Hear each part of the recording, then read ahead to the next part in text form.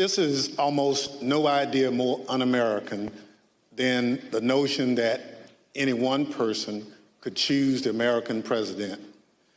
No idea more un-American. I agree with that, which is unusual because former Vice President Mike Pence and I don't agree on much. These are his words, spoken a few months ago about Donald Trump's attempt to pressure the former vice president, pressure him into going along with an unlawful and unconstitutional scheme to overturn the 2020 election and give Donald Trump a second term in office that he did not win. Today, the Select Committee is going to reveal the details of that pressure campaign. But what does the Vice President of the United States even have to do with a presidential election?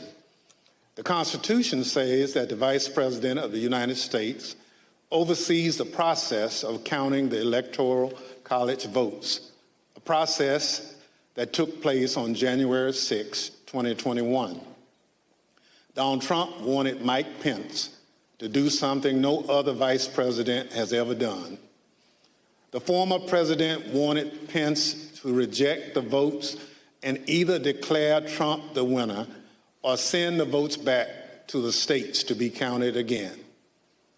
Mike Pence said no. He resisted the pressure. He knew it was illegal. He knew it was wrong. We're fortunate for Mr. Pence's courage on January 6th. Our democracy came dangerously close to catastrophe. That courage put him in tremendous danger. When Mike Pence made it clear that he wouldn't give in to Donald Trump's scheme, Donald Trump turned the mob on him, a mob that was chanting, "Hang Mike Pence," a mob that had built a hangman's gallows just outside the Capitol. Thanks in part to Mike Pence, our democracy withstood Donald Trump's scheme and the violence of January 6th. But the danger hasn't receded.